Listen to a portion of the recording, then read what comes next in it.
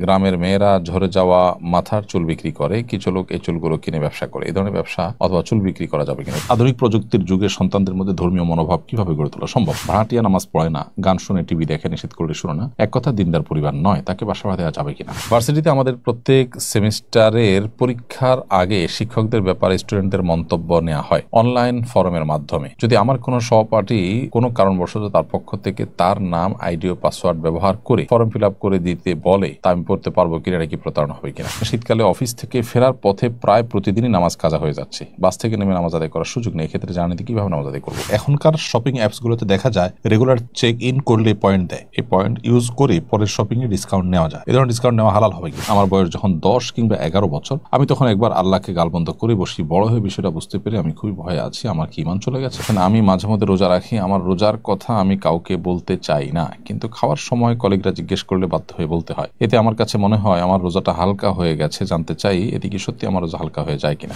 আমার বাবা চাকরি করতেন, পাশাপাশি কৃষি কাজ করতেন নিজের 18 বিঘা জমিতে। ওনার উপর কি হজ ফরজ ছিল? জানলে উপকৃত হবে। এজাম শাকিল হোসেন সাদ আপনি লিখেছেন, পুরুষের হাতে আংটি পরা কি জায়েজ, আর তাতে বরকতের জন্য পাথর ব্যবহার করা যাবে কিনা? ভাই শাকিল হোসেন সাদ, পুরুষের হাতে আংটি পরিধান করা এই বিষয়টি জায়েজ হতে পারে যদি সেটা রূপার আংটি হয়। লোহা, তামা কিংবা স্বর্ণ এগুলোর ব্যবহারের ব্যাপারে শরীয়তে নিষেধাজ্ঞা রয়েছে পুরুষের জন্য। লোহা এবং তামা তো সবার জন্য প্রযোজ্য, এটি নিরুৎসাহিত করা হয়েছে নবী সাল্লাল্লাহু আলাইহি ওয়াসাল্লাম হাদিসে, তিনি পরিষ্কারভাবে এটিকে ডিসকারেজ করেছেন। আর স্বর্ণ, এটার ব্যবহার পুরুষের জন্য হারাম করা হয়েছে, নারীদের জন্য সেটি জায়েজ রাখা হয়েছে। কেন পুরুষের জন্য হারাম, কেন নারীর জন্য জায়েজ? এটা আল্লাহ সুবহানাহু ওয়া তাআলার টেকনোলজি, আমাদের সবকিছু বোঝাতে আসলে জরুরি নয়। আধুনিক প্রযুক্তির যুগে সন্তানদের মধ্যে ধর্মীয় মনোভাব কিভাবে গড়ে তোলা সম্ভব? আধুনিক প্রযুক্তির এই সময়, আধুনিক বিশ্বের এই সময়, এই পৃথিবীতে আমাদের সন্তানদের মধ্যে দ্বীনি মনোভাব সৃষ্টি করার জন্য তাদেরকে তাদের দ্বীন এবং ঈমানকে সেফ রাখার জন্য তাদের জন্য সেরকম পরিবেশ প্রোভাইড করা গুরুত্বপূর্ণ, যে পরিবেশে তাদের ঈমান, তাদের আমল, তাকওয়া, চিন্তা চেতনা এটা নিরাপদে থাকবে।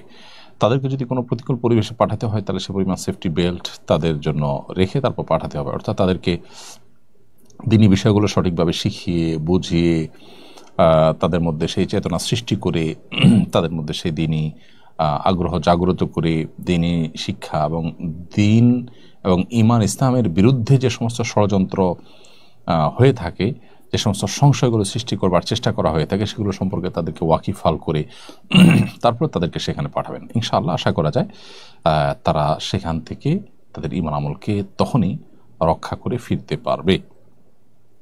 আর এর পাশাপাশি খাদ্যের যেমন প্রভাব রয়েছে বাচ্চাদের উপরে, আমাদের উপরে, আমাদের মনস্তত্ত্বে, আরও নানাভাবে আমাদের দ্বীন এবং ঈমানের থেকে আমাদেরকে বিচ্যুত করে প্রকৃত এবং প্রকৃতির যে চিন্তাভাবনা সেটা থেকে সরিয়ে আমাদের মধ্যে বিকৃত চিন্তাভাবনা নিয়ে আসা, এটা প্রবণতা তৈরি হয় বিভিন্ন লাইফস্টাইলের কারণে। সেগুলো বর্জন করতে হবে এবং তাদেরকে আগে থেকে দ্বীন সম্পর্কে বেসিক ধারণা দিতে হবে, দিনদারদের সোহবত এবং সান্নিধ্য তাদেরকে দিতে হবে। ইনশাআল্লাহ তাআলার মাধ্যমে আশা করা যায় তারা নিজেরা তাদের ঈমান আমলকে হেফাজত রাখতে পারবে। এরপরে হাবিবুর রহমান আপনি লিখেছেন, ভাড়াটিয়া নামাজ পড়ে না, গান শুনে টিভি দেখে, নিষেধ করলে শুনো না, এক কথা দিনদার পরিবার নয়, তাকে বাসা দেওয়া যাবে কিনা? যদি আপনি কোনো ভালো দিনদার পরিবার পান, তো সেক্ষেত্রে তাদেরকে অগ্রাধিকার দিবেন। কারণ দিনদার, মুত্তাকি এবং পরহেজগার যদি পরিবার পান, সেক্ষেত্রে সে সমস্ত পরিবারের সান্নিধ্যে আপনি থাকলেন, অথবা আপনি নিজে না থাকলেও আপনার বাসায় একজন নেককার থাকলো, এটা আপনার জন্য অবশ্যই ভালো দিক। যদি কোনো কারণে সেটা না পাওয়া যায়, তাহলে এই ভাটিয়ার গুনাহের দায় আপনার উপর আসবে না, কারণ যার যার কর্মফল সেই ভোগ করবে। এখানে আপনি কোনো অপরাধ করছেন না। যদি ভালো কোনো ভাটিয়ার না পাওয়া যায়, তাহলে তার কাছে ভাড়া দিলে গুনাহ হবে না। ভার্সিটিতে আমাদের প্রত্যেক সেমিস্টারের পরীক্ষার আগে শিক্ষকদের ব্যাপারে স্টুডেন্টদের মন্তব্য নেওয়া হয় অনলাইন ফরমের মাধ্যমে। যদি আমার কোনো সহপাঠী কোনো কারণবশত তার পক্ষ থেকে তার নাম, আইডি ও পাসওয়ার্ড ব্যবহার করে ফর্ম ফিল আপ করে দিতে বলে, তা আমি পড়তে পারবো কিনা, এটা কি প্রতারণা হবে কিনা? যদি অনলাইনে এটা নেওয়া হয়, তো আপনি আপনার সহপাঠীর তরফ থেকে কাজটা করে দিলেন, সে তার মন্তব্যটা বললো, আপনি জাস্ট তার হয়ে এটাকে ইনপুট দিয়ে দিলেন, তাতে কোনো অসুবিধা নেই। এটা প্রতারণার কিছু নয়, কারণটা অনলাইনে যেহেতু যে কেউ যে কারোটা দিতে পারে, অতএব তিনি তার আইডি পাসওয়ার্ড আপনাকে দিলেন এবং আপনাকে বলে দিলেন কী কমেন্ট করবেন, এটা তার মতামত দেওয়া হিসাবে বিবেচিত হবে, এটা প্রতারণা হবে না। অ্যাডভোকেট নাজমুল হক আপনি লিখেছেন, বিজ্ঞ আইনজীবীর পরিবারের পাশে থাকার জন্য আপনাকে অসংখ্য ধন্যবাদ। ধন্যবাদ ভাই নাজমুল হককে। আল্লাহ তাআলা আমাদেরকে আমাদের সাধ্য অনুযায়ী যে কোনো ভালো কাজ সম্পাদন করার তৌফিক দান করুন। আমাদের ভাইদের কাজগুলোতে আমাদের অসহায় মানুষগুলোর পাশে দাঁড়ানোর জন্য আমাদের একে অন্যের মিলেমিশে কাজ করার তৌফিক দান করুন। ইনশাআল্লাহ আমরা আমাদের সাধ্য অনুযায়ী এই ধরনের কাজের ধারাকে অব্যাহত রাখব ইনশাআল্লাহ তাআলা। জান্নাতুল ফেরদৌস আপনি লিখেছেন, শীতকালে অফিস থেকে ফেরার পথে প্রায় প্রতিদিনই নামাজ কাজা হয়ে যাচ্ছে, বাস থেকে নেমে নামাজ আদায় করার সুযোগ নেই, এক্ষেত্রে জার্নিতে কীভাবে নামাজ আদায় করব? আপনি এমন কোনো চাকরি যদি করেন যে চাকরিতে ফেরার পথে আপনার প্রতিদিন নামাজ কাজা হয়, তাহলে আপনাকে কয়েকটা অপশন একটা বেছে নিতে হবে। হয় আপনি এমনভাবে প্ল্যান করবেন যে আপনার নামাজ যেন কাজা না হয়, সেটা হতে পারে অফিসের বাসে না গিয়ে অন্য কোনো বাসে, অথবা নামাজ পড়ে তারপর রওনা হয়ে, হতে পারে মাঝপথে যেখানে নামাজের ওয়াক্ত চলে যা হয় সেখানে নেমে গিয়ে নামাজ পড়ে অন্য গাড়িতে উঠবেন। নানাবিধ উপায় আপনাকে অবলম্বন করতে হবে। যদি কোনোভাবে আপনার এটা সম্ভব না হয়, তাহলে সে চাকরি আপনার জন্য করা জায়েজ নয়। যে চাকরি করতে গিয়ে কোনোভাবে আমাদের নামাজ যে হ্যাম্পার হয়, নামাজ পড়াতে অসুবিধা তৈরি হয়, সেরকম চাকরি করা আসলে মুসলমানের জন্য জায়েজ নয়। আর যদি এটা কালে ভদ্রে হয়, হঠাৎ কোনো দিন হয়ে গেছে যে নামাজ পড়াটা, নেমে নামাজ পড়াটা আপনার জন্য রিস্কি হবে, আর কোনো গাইড পাওয়ার সম্ভাবনা কম থাকবে,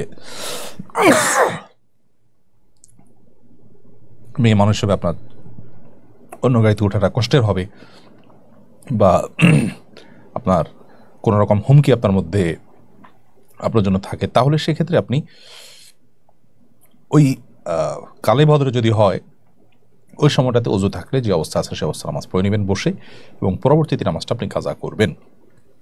এখনকার শপিং